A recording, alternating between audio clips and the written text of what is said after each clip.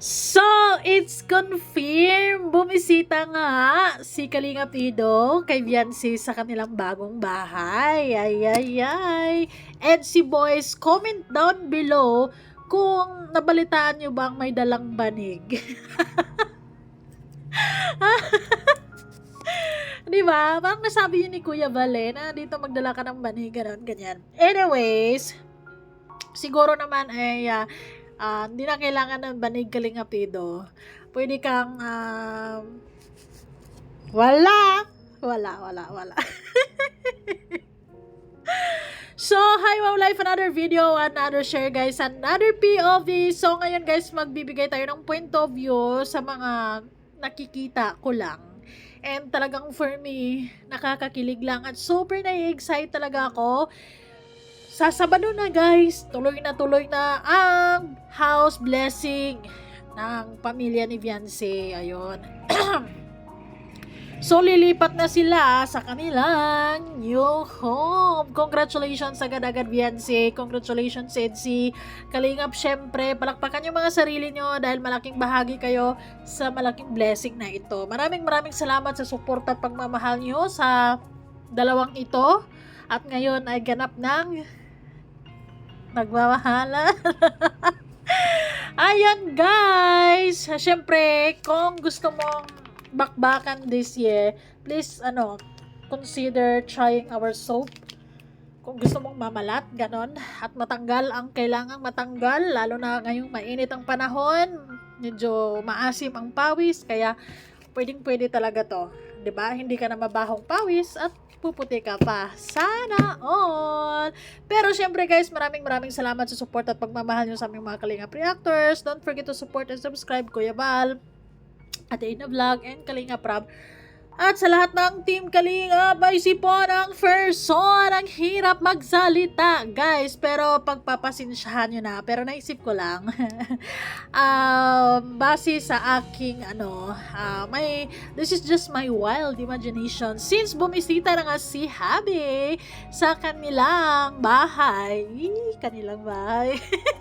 Siguro naman nakikita din niya mga pictures niya, di ba?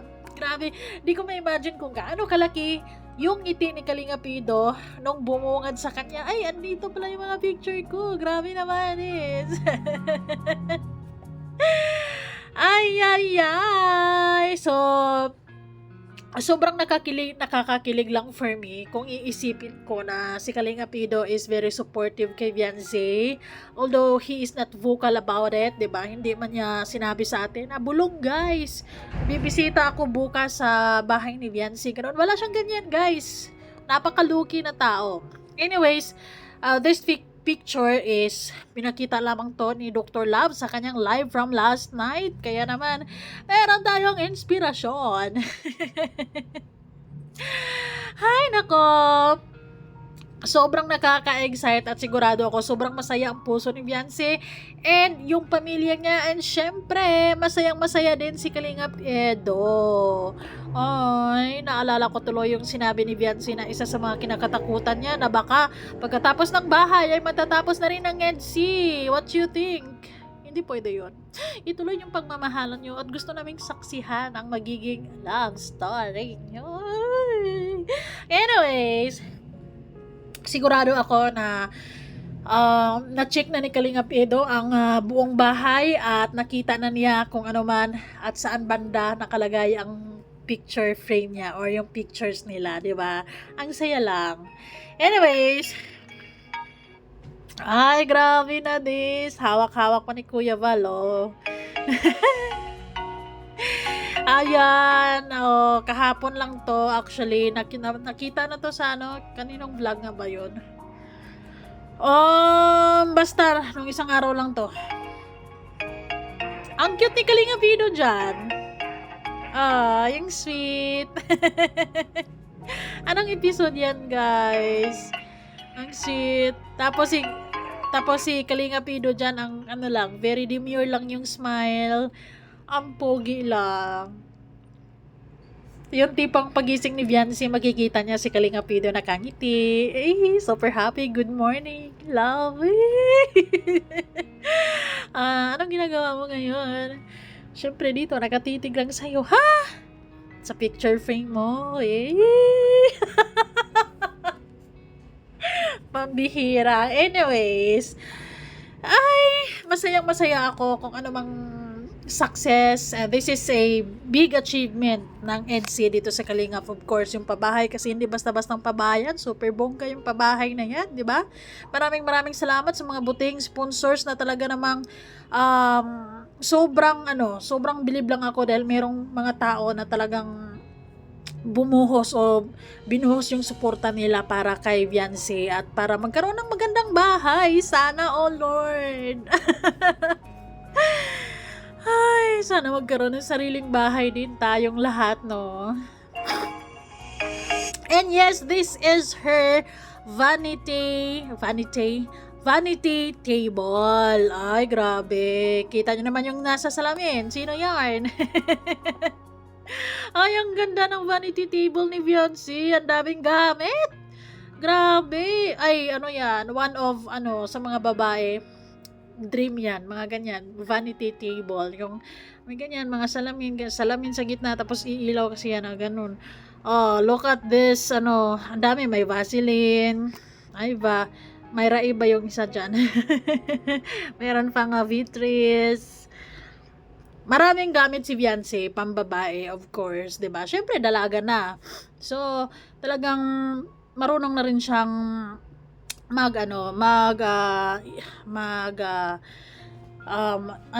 tawag nito, marunong na rin siyang mag-ingat or hindi, may specific word na Tagalog. In English kasi mag-take good care. Marunong na siyang magpapahalaga sa kanyang sarili, syempre, 'di ba? Curious na rin siya sa kung anong amoy niya, mga colognes, perfumes, mga bags, ganun. Ay, I wanna see the whole room. Ay, ang ganda, grabe. And yes, ang highlight dyan, guys, kung mapapansin nyo, binibilugan, ay andyan sila, galing, silang dalawa. yung habang mag morning routine or night routine si Beyonce, syempre dyan nakakaharap niya yung salamin, tapos sisilipin din niya yung picture nila. Ay, sana all. Grabe na this. Ang cute. Grabe, nai-excite talaga ako. And I'm happy for Beyonce. She deserves the blessings. She deserves, ayun, masayang-masaya ako na she's able to give this, thing sa pamilya niya. Dating pangarap lang naman niya, ngayon tutuhanan na. Salamat Lord, syempre, Kalingap. Salamat sa mga nanonood, sa mga solid viewers, 'di ba? Salamat sa lahat. Kuya Val, Ate Edna, Kalingap Rab, syempre, sa mga sponsors. Grabeng pagmamahal yan. Sobra. Oh, ang daming gamit, guys. Ang ganda ng vanity table na yan. Sis, syempre, ang artista nasa ibabaw. Ang ganda. I love it. Ang sarap sabitan ng mga kwintas yung liig ni Beyonce, no? Kasi ang ganda kasi ng shoulder niya, very model Tapos yung ngiti, sobrang charming for me. Cute yung ngiti kasi niya is she has that killer smile. Cute, very cutesy, very classy, demure. Ganon yung atake ni Beyonce, 'di ba? Very feminine, ganon.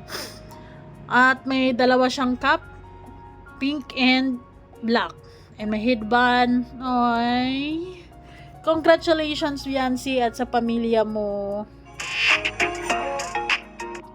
And that's it, guys. Grabe, sobrang saya lang at abangers tayong lahat sa kung ano mangyayari sa Saturday. Oh, sino yung mga nagsasabing may pasabog? Ayun, ipapasabog nyo na agad-agad. Naiinip na nga ako actually. Bet ang tagal ng pasabog na yan? Para naman matapos na lahat yung pasabog na yan. Hindi yung puro mima lang. Kasi sa EDSI kasi dito sa Kalingap, nakailang pasabog na. Di ba? Marami na. Natapos ng birthday ni Kalingap Ido. Oh. Natapos na yung Hong Kong trip nila. Nagkaroon na ng part 71. Oh, magbi-blessing na ng bahay. O ano pa? Ano pa bang inaantay nyo? Don't tell me na inaantay nyo naman yung birthday ni Beyonce at saka nyo sasabing may pasabog. Anyways, congratulations Beyonce. Maraming salamat sa lahat ng mga nanonood talaga, syempre. EDSI is real. And syempre, sobrang masayang-masaya talaga si Kalinga Pido ngayon. For sure. Ay, nasilip na kaya niya yung kwarto ni Beyonce. Oh my God, grabe, starring pala ako dito. Yung ngiti nun. Minsan kasi pag kinikilig si Kalinga Pido, hindi yan masyadong ganon. Ano lang. Anyways, thank you guys so much for watching. Bye-bye!